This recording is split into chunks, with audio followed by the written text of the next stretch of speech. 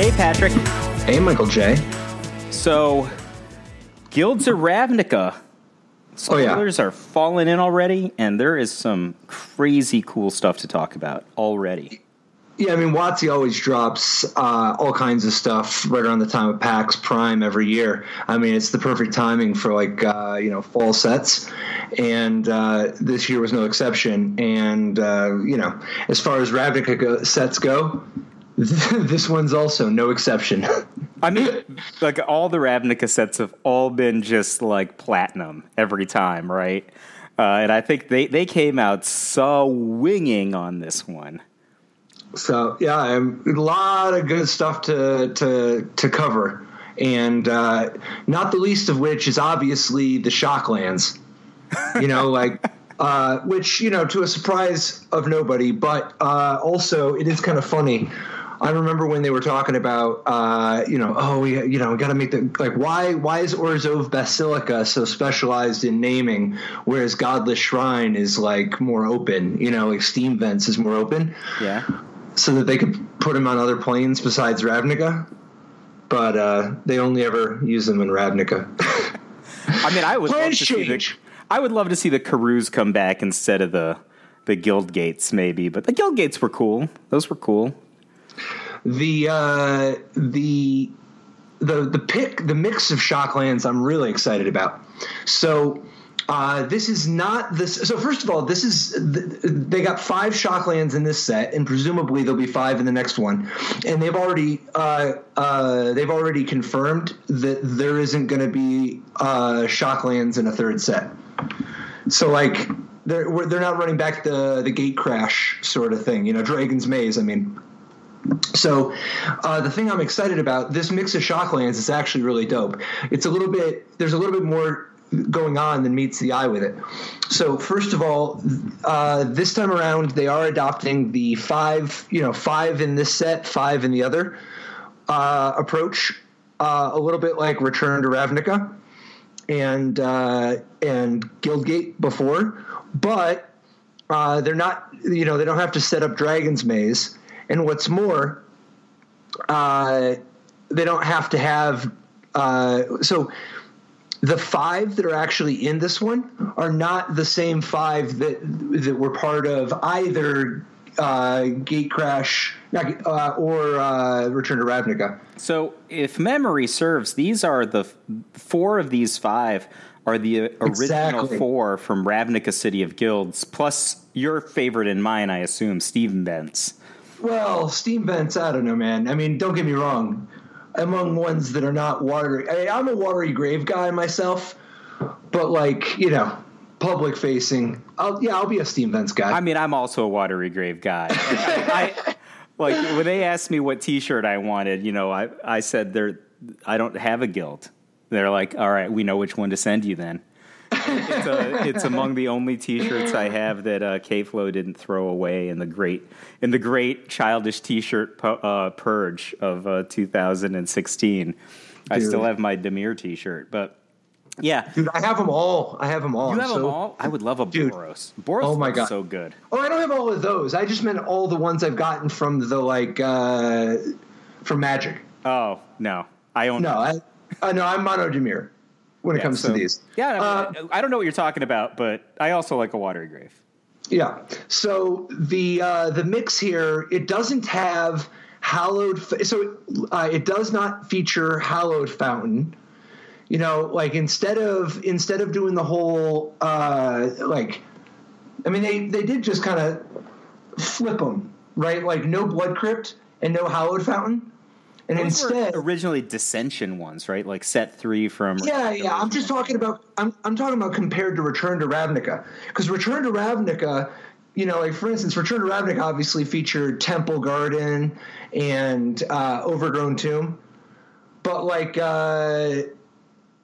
getting to play with Steam Vents, Watery Grave, Sacred Foundry, Overgrown Tomb, Temple Garden, it's a different mix than either of the previous sets. It harkens back to original Ravnica, which I think is a very promising nod, a very promising direction. But I do prefer, in this day and age, the 5 and 5 approach. Yeah. And what's more, I think that it's really exciting that it doesn't line up with the color wheel. I think that's quietly a much bigger thing. Like, I think that the use of this set to sort of break the symmetry that we've been seeing, because Kaladesh block and the Amonkhet block, they have a lot of dual lands and powerful cards all rotating out at once. The printing of 5 of the shock lands before the others really changes the mix of what you can do with mana bases, and I think it's going to really set the pace for the format. And like you said, no Blood Crypt is actually very interesting. Absolutely. And what's more, if you remember, it's stuff like Inspiring Vantage and Concealed Courtyard and Spirebluff Canal that are rotating out. We still have all the, Glacial Fortress type lands. Fetid, having the Fetid Pool, the sort of the cycling duels and the super awesome Kaladesh ones, that kind of stuff rotating out, it leaves us in a spot where there is a imbalance among what kind of mana bases you can build. Because, for instance, if you build, it's not just split along shards or wedges either. For instance, if you play Grixis, your mana base is amazing. You've got both Watery Grave and Steam Vents, so you've got 8 shock lands that can just be untapped whenever you want.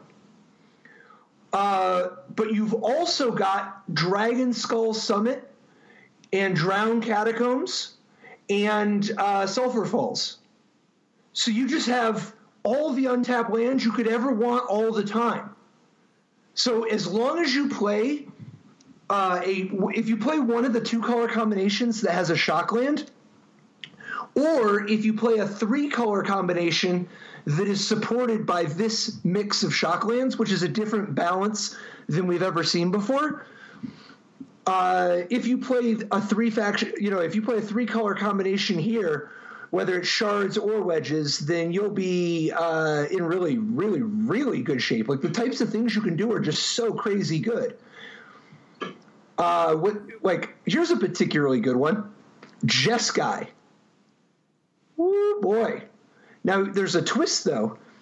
If you play 4 Sacred Foundry, 4 Steam Vents, and then all the, I guess people call them check lands or whatever, but if you play all those you want, your mana is really awesome.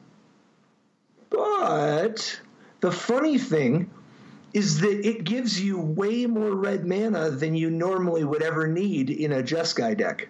Well, the thing is, both Sacred Foundry and Steam Vents can set off Glacial Fortress, right? Oh, definitely. I just mean, though, that, do you really want 16 sources of red? You don't even have Chandra anymore. What are you even playing the red for? It's interesting. I mean, maybe you do. I can think of at least one really good reason. That we know about already. Ral, Izzet Viceroy. That is the man, right? Well, no, Teferi is the man, but Ral, Izzet Viceroy is no joke either. He's the sub-man, right? Viceroy is basically one guy under the king, right? So Roy is he's right there. Teferi's the king. Ral's the one who's about to stab him in the back with a lightning bolt, take his crown. So Ral's got a few things going for him. And it's not just a worse Teferi. He's got ways in which he's better. To start with, it's really hard to compete with Teferi's get both Garrick's good ability and also draw a card. But if you're gonna I think that's the first time anyone ever described it that way to me. I was always just I was thinking of Ral is the tap out guy and Teferi's the Drago guy, right? The Drago deck doesn't really want to tap out on turn 5, but Teferi undoes it, so no big deal. Versus Ral's just all right, we tempoed them for the first 4 turns. here's our big permanent. I'm going to come down with essentially 6 loyalty. I'm going to live through this, and then we're gonna rock and roll. I thought they were just opposite sides of the Andrew Cuneo coin, you know? Well, so there's some important distinctions here. So I think you are right, though, that Ral Izzet Viceroy does give some incentive for tapping out. But I think you can use Ral Izzet Viceroy in, obviously you want to use him in really, really, really heavy instant and sorcery decks, which isn't always naturally going to lead you down a tap-out path. It's not like, don't get me wrong, it'd be nice to hold up that 2 mana. But look at the top 2 cards of your deck, put one in your hand and the other in your graveyard. That is a lot better than draw a card. Yeah, so it's even better than I think it might look at first glance, depending on which cards you play with that have the new Surveil mechanic. So the Surveil mechanic, along with this +1 ability, can put cards directly from your library into the graveyard, right? So you know how you said that Teferi has Garrick's good ability? What if Ral secretly has Elspeth's ability? Right? So what do you think about Narcomoeba's back? Do you think you could play Narcomoeba in a deck that has a bunch of Surveil and Ral? I have to see the rest of the Surveil cards. It's possible, but that's not the first place I go to with Narcomoeba. To me, looks like the type of card you want to have a lot of creatures in your deck. Yeah. And Ral Izzet Viceroy looks like the type of card you don't want to have a lot of creatures in your deck. I generally agree, right? So obviously Ral gets paid off, especially on this -3, and also on the ultimate, by just having a ton of instants and sorceries. But there's precedent. I think really the first one too. I think the +1 really. But anyway, keep going. You're saying there's the second 2 abilities are both really, really, Oh yeah. Pay me. The thing that's cool about this card is you generally play those cards either for time or just to play even, right? And he just pays you back for stuff that you would have done anyway, right? So I really like the fact you're just I would have opted anyway. I would have anticipated anyway. I would have just sent a lightning strike at that creature anyway. But he's just oh, no. We've got a savings account. You're going to get some interest on this, starting around I don't even feel like he's scaling equal to the sorceries and instants that much. He ostensibly does, but it's really binary. Either it's enough or it's not. I think it's more of a deck building restriction. You can just we've seen Teferi appear in so many different types of decks, right? Yeah. Green Llanowar Elf decks and 3-color Planeswalker decks and blue-white control decks with no other victory conditions and ramp decks. All sorts of things, right? Yeah, absolutely. Infinite turn decks. Rao, I think one of the restrictions here, and this isn't a knock on his power, this is just he doesn't fit in as wide of a range of decks, which I think is a good thing. This -3 ability, I think this is the reason that Ral Izzet Viceroy is worse than Teferi. This is a good ability, but this is not the same as being able to hit any permanent. This ability implies so strongly that you have to be so heavy in sorcery and instant, as we alluded to earlier, and it also doesn't deal with opposing planeswalkers. Yeah, it's not that reliable either. Even if you played an instant or sorcery each of the first 4 turns of the game, right? You went opt, anticipate, lightning strike that or something. And that's optimistic. Yeah, counterspell. He's only -4, right? It's not optimistic. It's not that great. So that's why I was thinking maybe Narcomoeba is the payback. If you're playing cards that have, Sinister Sabotage is a card you would play anyway, right? It seems like it'd be good enough to me. I think Sinister Sabotage isn't just good enough. I think Sinister Sabotage is potentially distorting. Disallow was good already, right? Disallow is meaningfully better than cancel. And then dissolve, I think dissolve is another tier above disallow. Oh man, you're not going to get argument from me from dissolve. I played dissolve in 2 tournaments total and won them both. And then I think Sinister Sabotage is above even dissolve. Well, it's the same as dissolve, right? Except for no, putting it into the graveyard is better than being able to put it on top or bottom, right? Like if you don't put it in the graveyard, it's the same as dissolve on top, right? And if you put it into the graveyard, it's similar to putting it on the bottom, except for you get bonuses, right? Like you can I don't know if like a card like Life from the Loam is going to be back, but if there are graveyard synergy cards, there already are. Yeah, I mean, like good ones, right? The entire Golgari mechanic Undergrowth gets rewarded for creatures in your graveyard. Clearly, Ral Izzet Viceroy cares about sorceries and instants, and we've already seen there are a bunch of cards that care about how many sorceries and instants you have in your graveyard and exile combined. And what's more, every time you flip over a card with Jumpstart, then it's like, it's not a straight up flashback card, but it's giving you good options. Well, it's a lot like drawing a card in the late game, right? Because if you flip over, like the one that's a 1 and a blue draw card, right? You can just discard your draw card. Like that just makes up for drawing a land late, right? So. Well, it can. Well, it can go even further, though. You can get fancy, right? So, like, for instance, Radical Idea is the Think Twice variant. It's like 1 in a blue, draw a card, and then instead of just like a normal flashback, it has Jumpstart. So you have to pay 1 in a blue instead of 2 in a blue. So you're getting mana savings compared to Think Twice, but you have to discard a card, right? But the twist is that you get to discard a card. Yep. And there are a lot of things in this set that care. So that's actually that's kind of an interesting change to the format.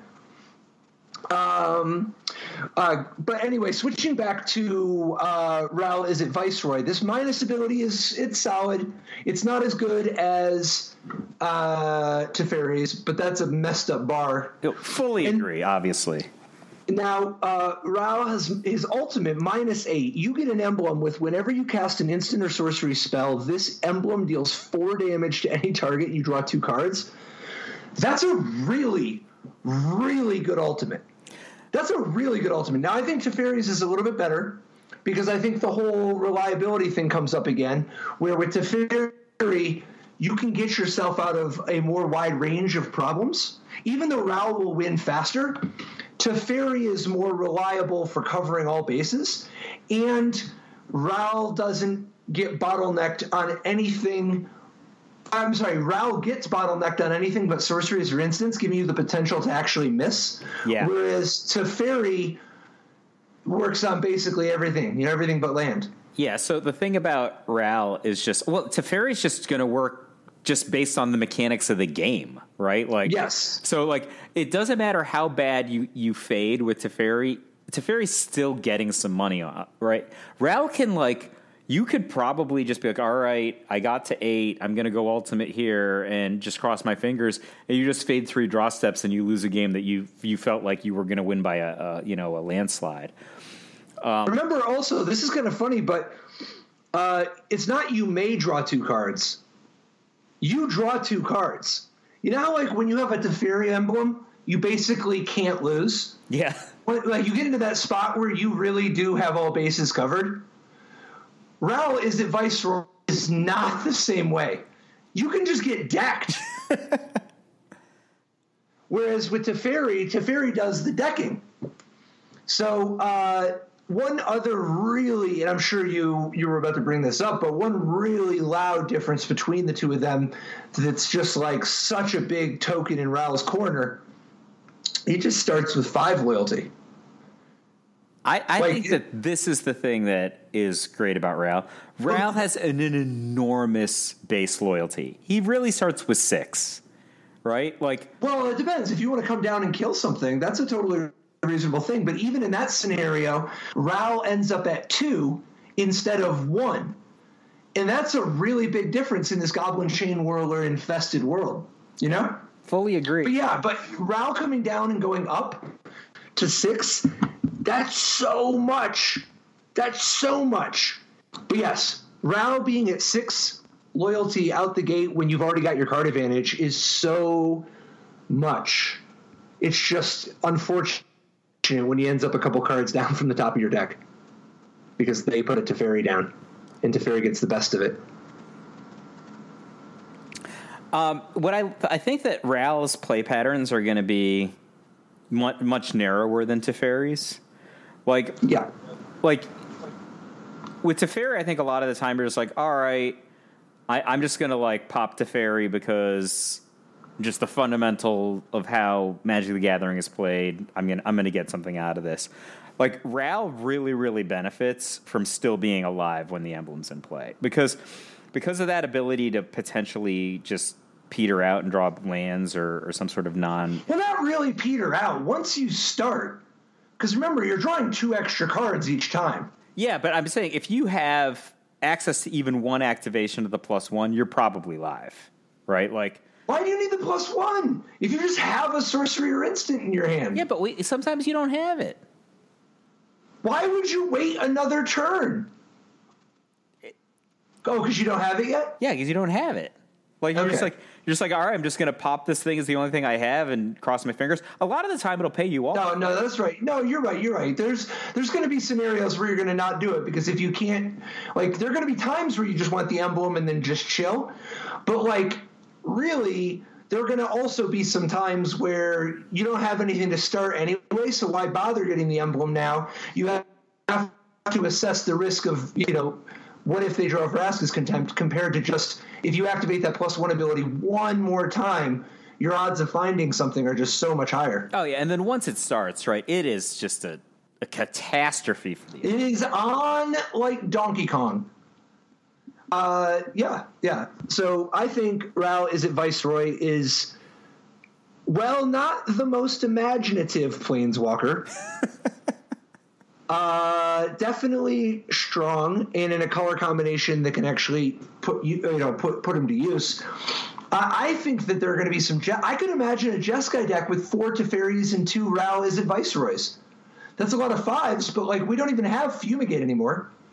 I think. And go ahead. I'm all about just Izzet tapping out, maybe with like a little splash for Nicol Bolas. So you like Izzet better than Jeskai? Yeah. Like even just splashing Teferi?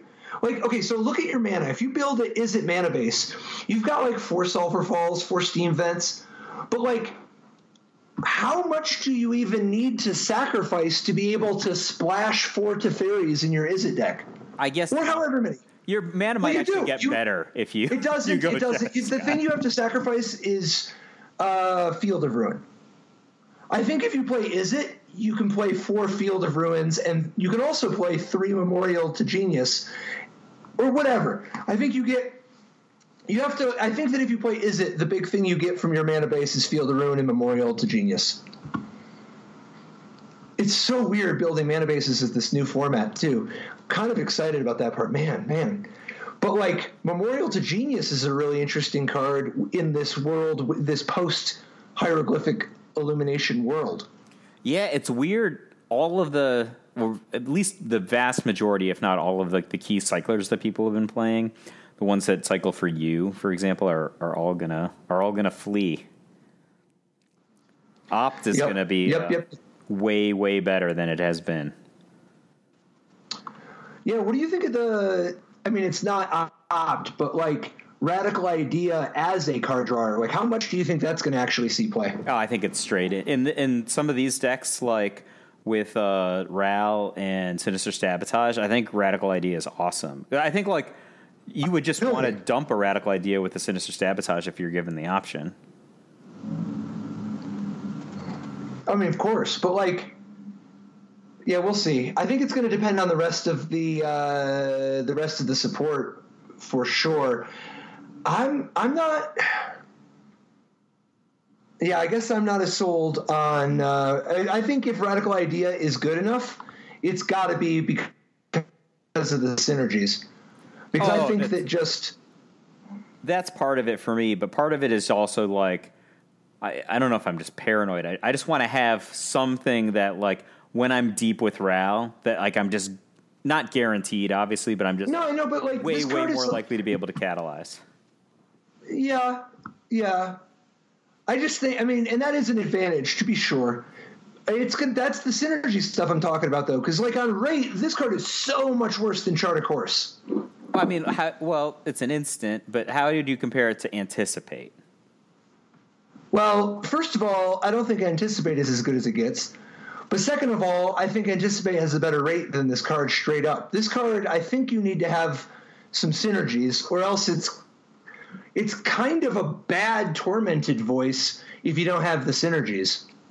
It's a Tormented Voice for twice as much mana, basically.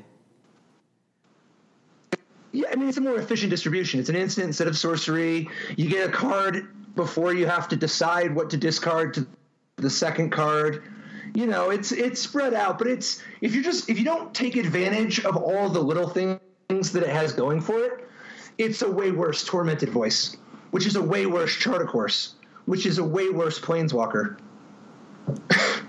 Nah, Chartercourse is actually just sick. I love. I mean, and if you discard Radical Idea, Chartercourse and Narcomoeba, man, yeah. I'm telling you, I think Narcomoeba is gonna do something. My inspiration for thinking this is like, remember when Caw-Blade was the top deck in Standard? Like the reason that deck kind of bent all the expectations was because R&D hadn't conceptualized the possibility of a deck that could take full advantage of Stoneforge Mystic that played so few creatures, right? And I think like Narcomoeba is just like hanging out like a Squadron Hawk. You're just like, I'm here, and all the stuff that you're going to do anyway, like you're Sinister Sabotaging people or you're +1ing with Ryle.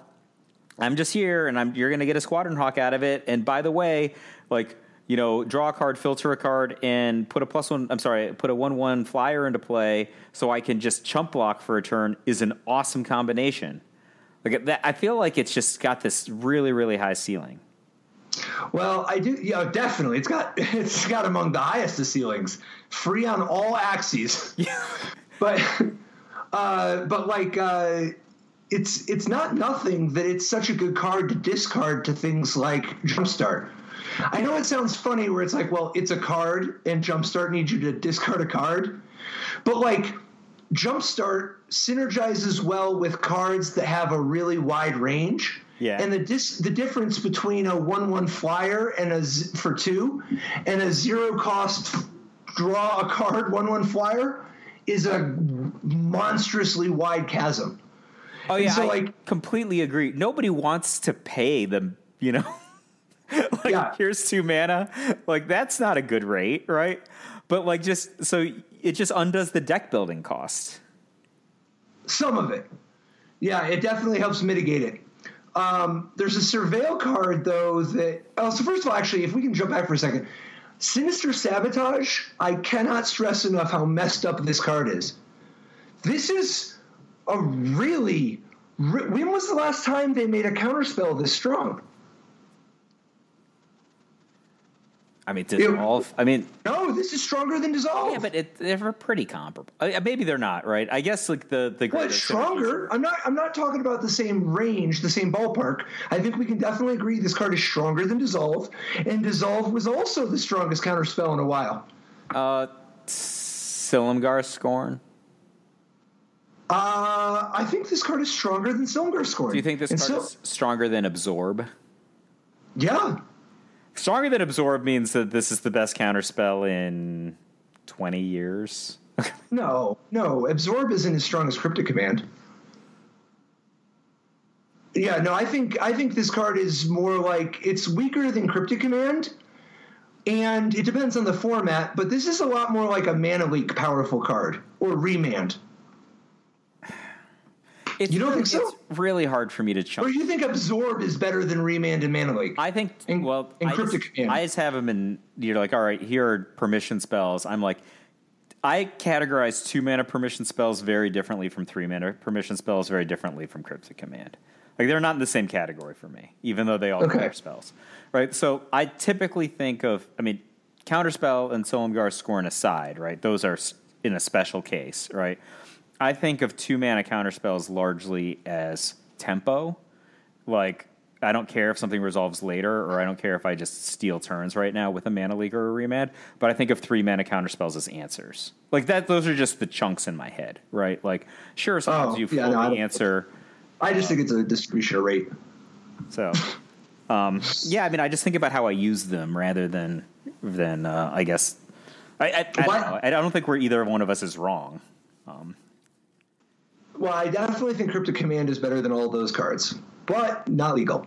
I guess I'm just thinking that people are going to underestimate Sinister Sabotage out the gate. Not anymore, they won't.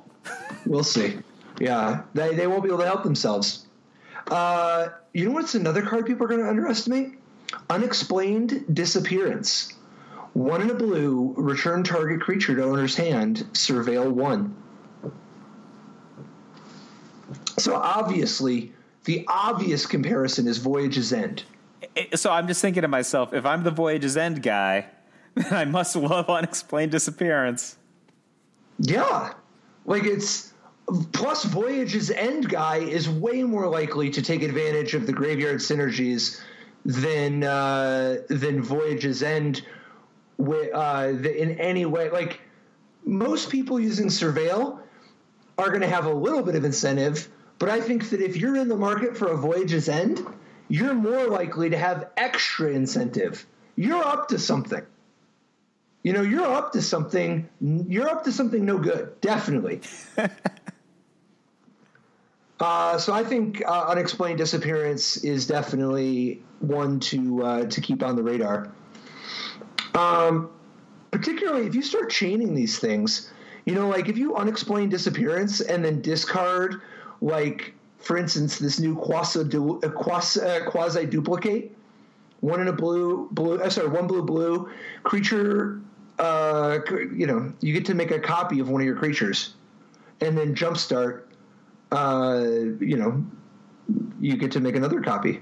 Like, being able to copy one of your cards for 3 mana is already so close. You know, like, that's not embarrassing. The better part of it's okay. Like, that's like okay. Really, I think that's really, you know, reasonable. And then the fact that you can just loot anything away for 0 effectively and get yourself another copy of whatever you want to copy.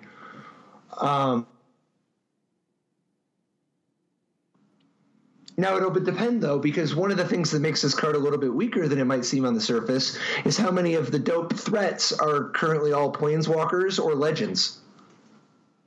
But that's just the deck building cost, right? Like, well, sort of. That is a restriction, though. Like, the creature, like a card that clones things, how good it is largely impacted by how good of things there are to clone. And so the more of the good threats that are Planeswalkers or Legends, the less options that, like, for instance, if you were going to have, like, maybe you're in a situation where you have 15 creatures that are good to copy, but then you also have like 8 Legends and 4 Planeswalkers. Every one of those threats that you don't want to copy is making this card a little worse. And you could be like, well, then maybe I just won't play with those other cards. And then it's like, well, sure, you say that, but also those other cards are Lyra Dawnbringer and Teferi. Yeah, your baseline goes way. Yeah, so you're paying quite a cost to just have quasi-duplicate in your deck at that point. But what do you think of quasi-duplicating your Murmuring Mystic, the 3 blue, 1/5? Whenever you cast an instant or sorcery spell, you get a 1/1 bird with flying. I feel like there are decks, illusionary bird. There are certainly decks that could just never beat this card. So, right? Well, that's a fun one to quasi-duplicate, right? Well, yeah, just casting the quasi-duplicate puts a 1/1 bird into play, right? And then when you jumpstart, you get 2 birds, and then anything after that is just every single time it's like a timely reinforcements, right? And you can do it at instant speed. So, like, you're opting or whatever, and it's a Rith's Charm. I mean, like, yeah, that's off of 2 cards, basically. Yeah, I mean, this Murmuring Mystic, I think this card is deceptively, man, this is one to watch. This is a lot more of a young Pyromancer than people realize. Yeah, it's 2 mana slower, but a bunch of flyers is different than creatures on the ground. And a 1/5 body is such a different game piece than a 2/1. Oh, yeah, that's the thing about Young Pyromancer. That card has had a wonderful career across every format. Extremely. Right? Like, awesome in Standard. All formats. Still awesome in Legacy. But it eats literally half of a Forked Bolt sometimes, right? Like, versus this card is very durable. And I feel like if you untap with this successfully, like, Stompy's just never going to beat you. right? Like that's just, I'm looking at this and I'm like, well, how would they ever get through? Like they have all these awesome creatures that have enormous power, and they just will not get through 1/1 flyers as long, because the thing is the cards that you're using to catalyze the 1/1 flyers are drawing into more cards that will give you more 1/1 flyers. It's kind of interesting that because of Convoke, you can potentially just have 0 cost sorceries or instants. You know what I mean? Like, we'll see what all Convoke cards they make. So far, they've revealed an enchantment and some creatures. But like, Convoke is definitely it's a mechanic that could definitely be. It could play out really differently depending on what all they decide to do with it. Every time it's been in Standard, it has been awesome. So. Another actually blue-black Watery Grave card, Thought Erasure. Target opponent reveals their hand. This is the blue-black, the sort of distress. Blue-black, target opponent reveals their hand. You choose a non-land card. They discard it, and then you also surveil one. Look at the top card of your library. You may put it in your graveyard. Is the surveil enough that you want to pay 2 mana for this card? That's the question, right? Yeah, because, I don't think that Surveil is generally worth a mana, but I also think that there's this added factor. Like, if you were to compare Thought Erasure to Thought Seize, you're not just picking up the Surveil. You don't have to pay the 2 life. Yeah, this is, better than a Duress, on effect, right? So, is the ability to take their Lyra Dawnbringer, for sake of argument, worth the mana? Maybe. Right, and then the Surveil's good. I think this card is close. Yeah, it's probably a relatively minor role player. Yeah, the problem is most of the decks that you want this kind of effect against, the flexibility of being able to hit creatures isn't that exciting for you.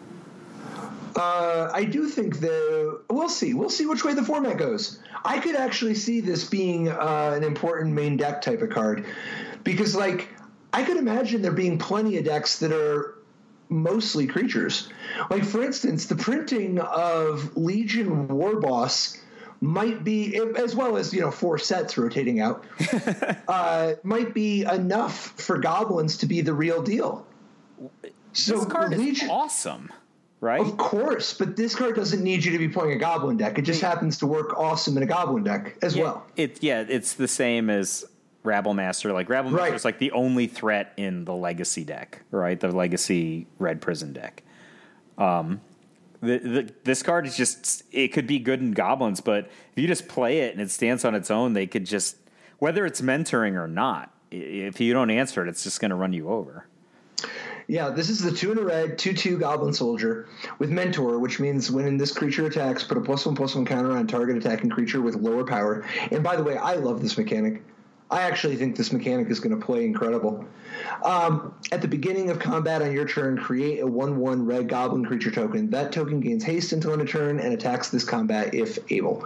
So, couple things to note with this. Because there's a lot to unpack here. Even though you have to attack with the Legion Warboss for its mentor ability to trigger, this make a goblin token doesn't require the Warboss to attack. So you can actually just play the Warboss and immediately get a 1/1 red goblin that's attacking. So already you've gotten 3/3 across multiple bodies. But the implied value, if the Legion Warboss gets to untap, on the next turn, you're already attacking for 5, right? And continuing to spread it out. So, and then it keeps growing from there. I think the Rabblemaster is still a meaningfully better card.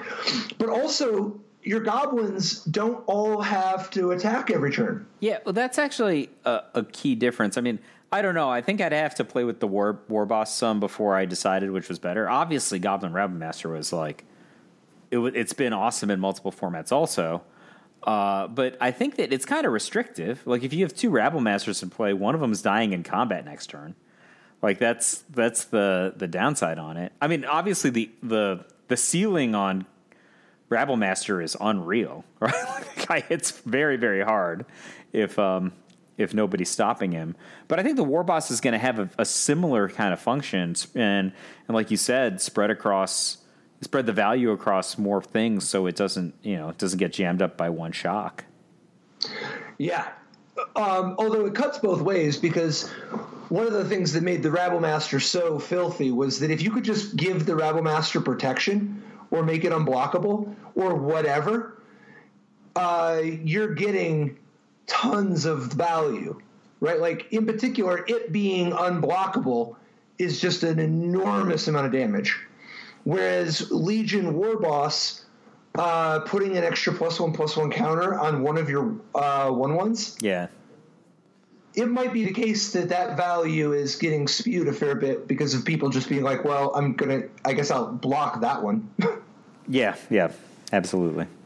But I think this card's dope, and I think that if you have access to Rigging Runner and the Fanatical Firebrand for 1-drops, and you've got access to the 1/1 that makes a 1/1 at 2, as well as the 2/2 that you can pay 1 and sacrifice a creature, to dig even more. And then at 3, you've got Legion War Boss, Goblin Chain Whirler, and is it weird that the War Chief is like? Is it weird that the like how far it's fallen? Like, what do you want your goblins to cost 1 colorless less for? Other than Siege Gang Commander? I mean, the War Boss would appreciate it. Yeah, but they're both 3-drops.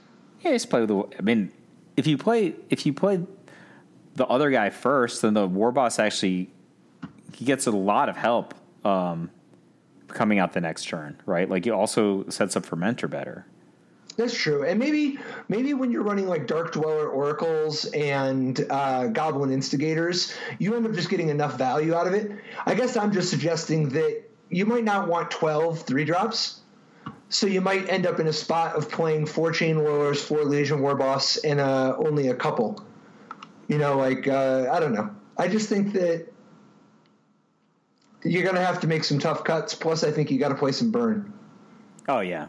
I mean, you really want the burn because that's going to help you get the War Boss into the red zone without losing it in combat. Yeah, the mix of burn is kind of an interesting question. I mean, Shock and Lightning Strike are both around. Abrade is not. Is there any? There's no way we're supposed to be main decking Fight with Fire, is there? No, I think I would just not make any decisions about it until I've seen more of the new set.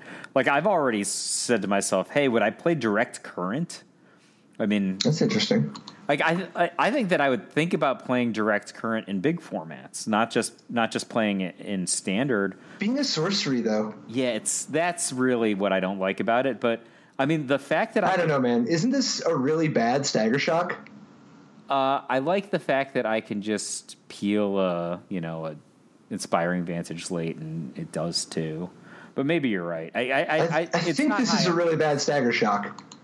Or maybe it's just an extraordinarily bad Exquisite Firecraft. Exquisite Firecraft does basically the same amount of stuff without discarding a card and doesn't get countered ever. So if somebody has a counterbalance in play, you just still kill them, right? Yeah, it's probably not good enough.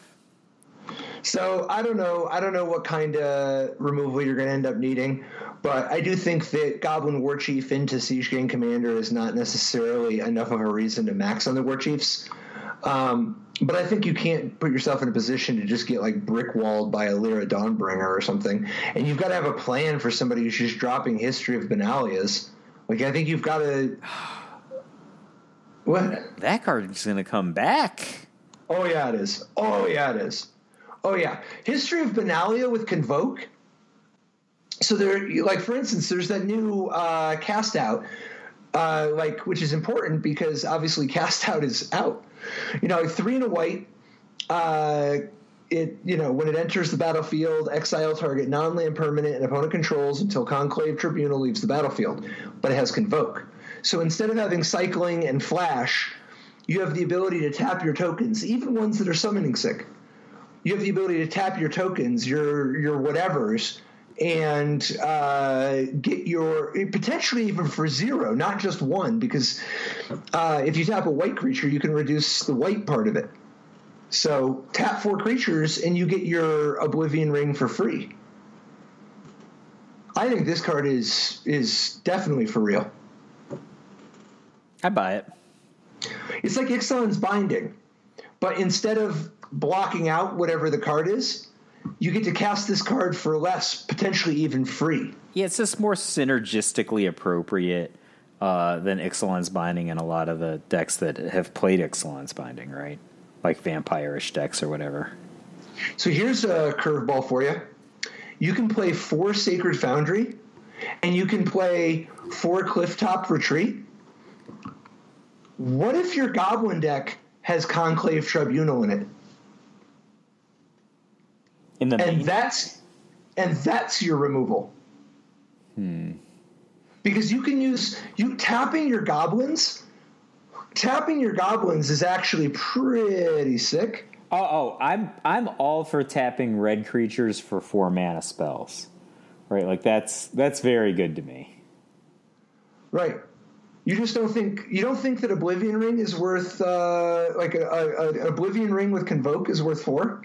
I mean, I think like red creature deck would love to be able to deal with a Lyra Dawnbringer or a Teferi or a Ral that has 6 loyalty starting. Or Rekindling Phoenix. Oh, wow, a Rekindling Phoenix. Yeah, it'd be fantastic. Or I guess that doesn't matter. I was going to say the Scarab God, but that guy's not. No, that guy's gone. But like Conclave Tribunal seems like, I don't know, like where do you not want this card? It's good, I think. Like, I mean, I think you would not want to play it necessarily in a deck that didn't have very many creatures. Right? Oh, for sure. I just mean this Goblin deck with tons of 1/1 tokens.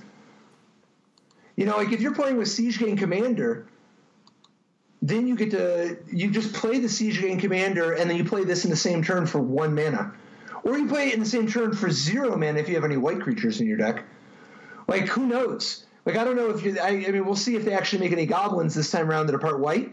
But way back, remember, during the original Eventide sort of time period, there were white goblins. What's the one Boros guy who's for red, white, and he's a 1/1 first strike. Yep. So I could imagine some a little bit of goblin action bleeding into white. We'll see what it looks like. So speaking of red and white cards, there is something that's kind of annoying to me from the cards that have come out so far. What's that? Hammer Dropper. Like, that guy seems like from a excitement standpoint, he should be a Hammer Dropper, and they just made him like a really not exciting card. No, dude, this guy drops the hammer. Yeah. Dude, if you're drafting, and then like, okay, so let's say that you how many hammers do you have right now? Like, let's say you've got like, I don't know, 1. Yeah. Right? If you have this guy, you can drop it. It's like, have you ever left a hammer on a stove for too long? So you're saying you could drop it like it's hot? Definitely, right. And that's what the Hammer Dropper is going to do. He's going to be like, boom, like that's it. I'm just picturing Eric Lauer like propped up in like sitting Indian style, bouncing up and down, dropping the hammer, and then like howling. Yeah. Like this guy is dope. I don't think this is a constructed card. No, it is not. How about Boros Challenger, though? Is he a constructed card? Yeah, you'll have to get Paul Rietzel for this one. But yeah, red, white, 2/3 mentor.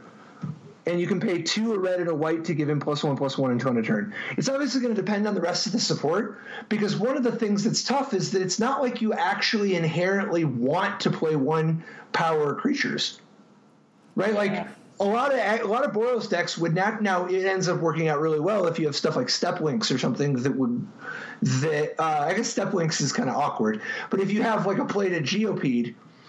But like something that can grow after it's attacked. But what about tokens, right? Like, he could be buddies with tokens. Definitely. You could be buddies with tokens, but what's more, Boros Challenger to me suggests that you want to put some kind of equipment or an aura on it so that you can, like, you know, get a little more ambitious. Oh, yeah, so you can power up like a 3-power creature. Right. And he can already do that to a degree with his pump ability, but that pump ability it costs a lot to drive. So you were mentioning direct current. That's not even the 3 cost to jump start burn spell that does 2 that I like. Yeah. I'm in for Sonic Assault. 1 blue-red instant tap target creature. Sonic Assault deals 2 damage to that creature's controller, and then jumpstart. You think this is a constructed card? Yep. I think this card is a sleeper. This card is I think this card is going to shock some people. So here's a way literally shock some people, and it will tap their Lyra Dawnbringers along the way, yeah? So here's a question for you. Would you play with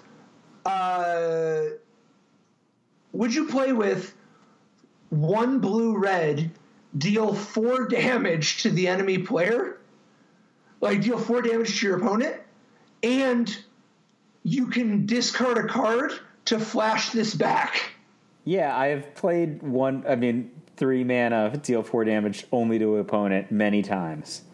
Right. I'm down for, like, Flames of the Blood Hand. Right. So Sonic Assault only has to get you 2 extra damage for it to already have been a Flames of the Blood Hand worth of face damage. And you can do it defensively. You can do it tactically to kill a Planeswalker. You can like surprise somebody so that when you attack and use your mentor ability, your guy doesn't die. Like, the amount that Sonic Assault is able to get through, and then you can do it again the next turn. Isn't this a lot of damage? It is if you're if you've got the right context for it. Yeah, I don't think this is a like Flames of the Blood Hand. I don't think this is just for everybody. But I would have thought that of all people, this card would be for you. Dude, this card is like you know who's going to break this card? Saito. You know that deck he makes in every format? Oh my God. It's like, yes! Just to swerve this for a second, did you see his legacy deck from Richmond? No, what was his legacy deck from Richmond? Maybe I don't recall. He played Tiber Delver, right? But the green was only for 3 Hooting Mandrills. He didn't even play Tarmogoyf. Love it. And so his deck was like a blue-red burn deck with 3 Hooting Mandrills, but it was like none of the cards anybody else plays. So he has 4 Delver like a normal person, right? 4 Lightning Bolts like a normal person. But the rest of his creatures is Bomat Courier. He didn't play Snapcaster Mage. He didn't play Storm Chaser Mage. He didn't play like any of like the regular cards people play in blue, red, or Teamer decks. They're no Nimble Mongoose, no Snapcaster Mage, no Young Pyromancer, like nothing that anybody else would play. He was Delver, Bomat Courier, and Hooting Mandrills, and then a bunch of spells. And he went 11-4. So I'm just like rethinking all the decisions I've ever made in my life. Like looking at this deck, and I'm like, okay, dude, okay, you talked me into it. Yeah. We'll make a non-traditional cards choice as aggro deck. What do you think? But I think in standard we could like actually make up for the loss of how you mentioned earlier that there's only 1 black-red duel of like that's good. Yeah. If there's Dragon Skull Summit, but there's not really there's a shortage of black-red duels that you would really want. So like what if instead your red deck, instead of splashing Unlicensed Disintegration, which is no longer illegal, and Scrap Heap Scrounger, which is no longer illegal, what if your red deck is just splashing blue? I think that is a totally feasible way to go for a set that has steam vents. I actually think that Ral might oddly fill the Glorybringer-sized hole at the top of the red curve. I don't know about that. Well, here's the thing, right? You already have precedent of these like fast red aggro decks that are just rando playing Vance's Blasting Cannons. And like Ral is such a better card than Vance's Blasting Cannons. Yes, it costs an additional U relative to Vance's. Yeah, but I don't want to be playing Vance's Blasting Cannons. People are playing it. It's in decks already that are like. It's not good. It's okay. Don't get me wrong. I've played the card. It's super erratic. I was wrong to play it and only got talked into it because you were so excited about it. All right. Well, I've played against it. It's beaten me up, and I don't know how. I look at it on paper. It's super erratic. It doesn't even do what you want. But no, it doesn't. But like Ral does what you want, and maybe I kind of want to play a lot of creatures though, because what I want to do is use Sonic Assault to get my guys through. Yeah. Yeah, dude. How are you not in for Sonic Assault? I could be convinced. I'd have to try it out though. It doesn't fit the profile of what I'm thinking about doing for red aggro. I mean, like Legion War. Would you play Lightning in your red aggro deck? Of course I would. Oh wait, that's weird. You wouldn't play Mind Rot, but you would play Lightning. Yeah. So you're saying that like best. So you're saying taking 3 damage extra, sticking the Lava Spike on top of your Lightning, that's going to do it for you. I mean, once you start using words like Lava Spike, of course I'm going to play it, Patrick. I play the real Lava Spike. Sonic Assault, man. I don't know. The only tough part is that 3 mana, there's a lot of competition. And this one's, So, I also want to, let's wind it up on a different blue-red card. Firemind's Research? Yeah, what do you think about this guy? Okay, so Firemind's Research, blue-red, whenever you cast an instant or sorcery spell, put a charge counter on Firemind's Research. And then you can pay 1 in a blue and remove 2 charge counters from Firemind's Research to draw a card. And you can pay 1 in a red and remove 5 charge counters from Firemind's Research to deal 5 damage to any target. I don't know, doesn't this card seems good to me?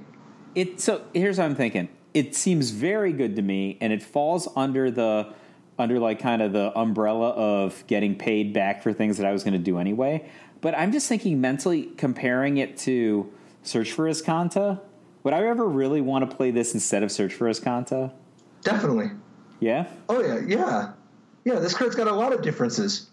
So, to begin with, Search for Azcanta is obviously a legendary permanent. Second of all, Search for Azcanta is letting you loot. Not even loot. You're basically surveilling, right? Like each turn. But like you don't get to switch into the Azcanta mode until later. And the Azcanta, the actual full-on Azcanta mode, costs a lot of mana to drive. If you're playing Firemind's Research, later in the game, you can just drop it and immediately play some cards. Right? Like you're not going to be likely to go get your 5 damage out of it. But like if you have Firemind's Research, your ability to have planeswalkers under control at instant speed and creatures, like the more that Firemind's Research is just sitting in play, giving you the threat of this. Like, okay, how many cards extra do you have to draw before you've gotten your money's worth from Firemind's Research? 2. I don't know, really? That's like 6 mana. I was more thinking about this like I have the option of doing that, which also gives me velocity to keep the Firemind's Research going. But dude, like, I can't abide by arguments involving velocity. But it's also just like a Dynavolt tower, right? Like that's the part I like. That's the part. I think this is actually on the surface it looks like a Search for Azcanta. Yeah. I think it's a Dynavolt tower. I think that it diversifies a little bit. Like it gives you the option to get a little, like you're trading in some of your Dynavolt tower for some amount of card draw. But like, that's okay. That's not necessarily a bad mix. Like, and you can like sit and play with this thing, charging up and not actually use the 5 counters or the 2 counters. You can just wait until ever you have a convenient spot where you just feel like it. I don't think this is like necessarily a 4X card or whatever, Because even though if you have two of these in play, each one is getting counters for each of your spells, and they sort of each beget each other, I think you're going to get bottlenecked on mana. Oh, you can't. Yeah, but they can't trade these, right? So, like, the fact that you have two in play doesn't actually help you, right? No, it does. It does. Well, it does each one has an individual reservoir of counters that you need to draw against, right? Right, but they both have only as many counters as they have. It's not like you just have an infinite amount of counters. And so if you have two of these in play, you are accruing counters basically twice as fast. So it helps you. It's just that your mana is not mana flare. So even though it helps you on the number of counters front, more than double, because you're getting double, but you're also getting more cards for both, which is giving both of them even more. So I think it helps you a fair bit to have a second Firemind's research. I think the second one, you're getting more than 75% of your money. It's just that you're not getting 100%, because like the amount of extra velocity, as you say, is not making up for the fact that they both take mana to drive. So I was thinking maybe playing a deck that had like two or three of these and then Ral at the top end, and then the rest of the deck was just cheap instants and sorceries. That could be promising. Yeah, like... What's your sweeper, though, man? Chain Whirler? No, you need to have instants and sorceries. You can't have too many permanents. I know, but you could have some Chain Whirlers. You need to have something. People are just going to be playing these tokens. Yeah, I think I just reserve until I see like what gets printed. There's the one that's like 2 in a red that beats up non-pirates. Maybe that's one. Yeah, I don't know, man. I think there's going to be too many pirates. Kind of weak. I don't know. I'd have to see like all the stuff that you want to be playing in red is rotating. I was thinking like River's Rebuke, but that's like not even really a solution. You really don't like Goblin Chain Whirler? I don't like having so many non... We need so many! How many do you have to have? That's the only creature I'm talking about. I mean, Chain Whirler is the best creature in Standard. But I don't know. It feels like a thing that I would rip when I wanted to rip an opt. I see. You can also just sideboard it because you're like, game one, you don't want to make their lightning strikes better or whatever. Yeah. Yep. How much play do you think Shivan Fury is going to get now that Abrade and Magma Spray are kind of out of the way? Is that the one that's the burst lightning? Yeah. But doesn't hit players? Right.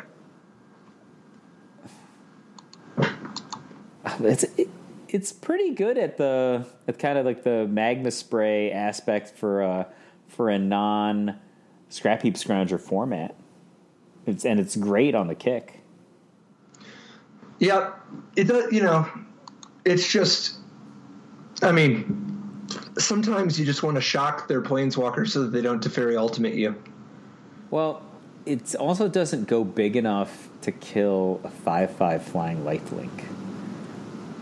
Yeah, but don't get me wrong. There's going to be 5/5s, no question. But there's also 4/4s, and you don't get that out of your 1-drop removal spells. That you don't get that out of your 1-cost removal spells that often. Maybe I'm too greedy. You would never play Radiating Lightning, would you? The one back from Dominaria, 3 in a red, instant, deal 3 damage to target player, and 1 damage to each creature that player controls. I'm not down with that one. It's just not enough rate. It's just you got things to be doing. You can't be spending 4 mana on stuff. You want to be a little bit closer to 1 and 2 more often. Yeah, I mean, I have in my mind decks that mostly want to kill creatures, and then I have different decks in my mind that mostly want to burn face, and it's bad at both jobs. So that's kind of how I would categorize it. You don't want to play Gutter Snipe either, though? Gutter Snipe? I mean, Gutter Snipe is just the Firemind's research that can get shocked. I guess if you're in a sideboarded game and you think they don't have any removal, then Gutter Snipe is insane, right? Yeah. What about Banefire? Or are you not going to get your hand empty enough? I love Banefire. I don't think it's appropriate to the decks we've been talking about. I think that's more of a pour my resources onto the battlefield kind of a deck, right? Not accumulate additional resources. So do you want to use Tormenting Voice to actually discard some of these Jumpstart cards? Or Chart a Course, I guess? I think Chart a Course I would certainly consider. I think that... You have no creatures, though. I think that I just have to... I'm telling you... Or do you have Chain Whirlers? I'm down with Narcomoeba. You like Narcomoeba more than Chain Whirler? Well, when you put it directly that way, the Narcomoeba seems pretty foolish. Like, the Chain Whirler just... Dude, what do you think about the Narcomoeba down the stairs. And you don't like Rekindling Phoenix, huh? I like Rekindling Phoenix. I think, like, most of the models I'm building right now are just like, how many spells can I jam in and which ones? Okay, what if you cut all the spells? Yeah.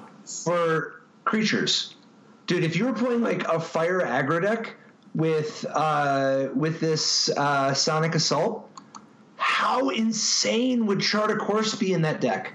Well, it would be drawing extra cards quite often, right? Instead of just discarding a card. Yeah, plus like with Fanatical Firebrand, it's like a Bomac Courier. It's like, boom, get in there, taste it. All right, I'll try Sonic Assault. You seem very, very smitten with this card. Well, I think it's medium at best. But I think it's like so many times.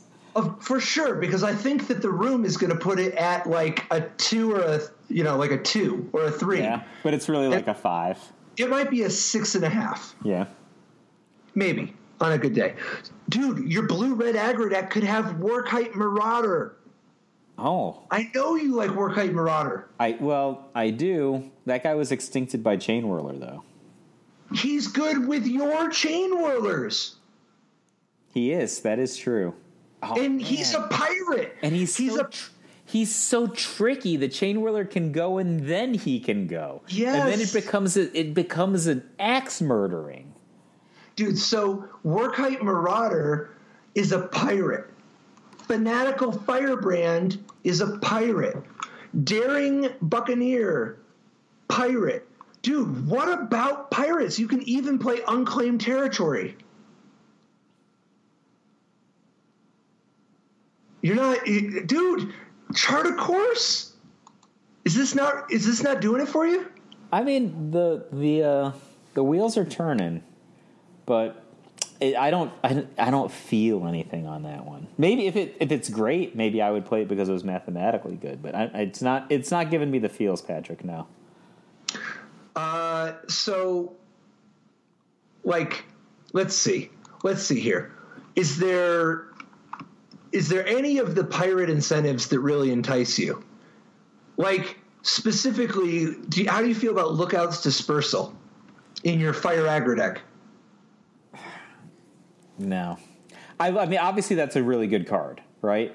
But Saito was playing the 2 and a blue counter target spell unless they pay 4. In it. Like, he was playing that without the pirate kicker in his in his red aggro decks, man. Oh, I remember that. Oh man, I'm just gonna have to go back in time and look at some of those decks. Maybe you're right, dude. Can you imagine? Like, you've already got the. Yes, I can imagine. How about Siren Storm Tamer? I don't know if you even want that one though. Maybe that one could be okay. So I think you kind of want to be fire. Mostly blue creatures, some red support. No, I'm picturing mostly red creatures. I'm just trying to guess any pirate there is. I'm picturing mostly red. Mostly red. I'm talking, like, I'm not sure if you want to be more pirates or more goblins or both. Like I kind of think it might be pirates instead of goblins, but I'm very attracted to the following models. Red like fast creatures that can negate somebody after sideboarding. I do like that. And then I also like highly evasive, hard-hitting blue creatures that have burn to finish you. I like both of those models potentially. So, but I think that you get into trouble when you're mixing the colors of your creatures in standard because you have an island and a red 1-drop in your opening hand sometimes. And That's hard. Well, hold on. So let's say that your deck was base red. Yeah. And you're still about the Chain Whirler. You could have 4 Steam Vents, 4 Sulfur Falls, 4 Unclaimed Territory. Now you're up to 12. Like, how many, like, I mean, who knows, right? Like, what if you have a couple treasure? There's some pirates that make treasure. Like Captain Lannery Storm? Sure. I do like the Captain. Yeah, get a little Captain in you. I do like the Captain. Plus. When it comes to pirates, you know, what about Snapcaster Mage, man? The red Snapcaster Mage? Yeah. Dude. Like, if you're actually just doing it, like, why not? Like, a lot of other people are going to be playing Shocks and Lightning Strikes. I could, or whatever. Right, or whatever. They'll have Vraska's Contempt, I guess, when the game goes long or something. But, like, think about how many ops people play. You know, plus you actually get to exile the instant or sorcery card in their graveyard, so it's disruption for their jumpstart. I do like that. I think that is solid. You know, like, you get to just put it down, and now you're, like, effectively scavenging, oozing the radical idea or whatever that's in their graveyard. Oh, yeah, while gaining value for yourself, right? That is... Right. That's cool. Right. Yeah. That's solid. I think that it is... None of these things is as exciting to me right now as just playing Sinister Sabotage and probably Rowler Teferi at the top end. Like, I'm super in that camp. Or if I'm playing creatures, they're probably going to be more on the order of a Nicol Bolas. And that's fair. No good rebuttal. I'm just trying to come up with something besides Teferi decks. I still think that there's something here, though. I think Pirates it's at the very least worth an exploration. It would be surprising to me if a Teferi deck wasn't really good, and it wouldn't surprise me if it turned out that Pirates wasn't that good. But right. There's a lot to learn. I agree with all of your statements. Well, either way, I think we've obviously just scratched the surface. I mean, we didn't even really, for instance, we didn't even get into 7/5 hexproof for 0. We didn't, nor did we get into Amara Soul of the Accord, which I think is probably going to be a pretty good card. Yeah. Or what about 1 cost kill a creature? There are a lot of things we will talk about. Necrotic Wound? In future weeks.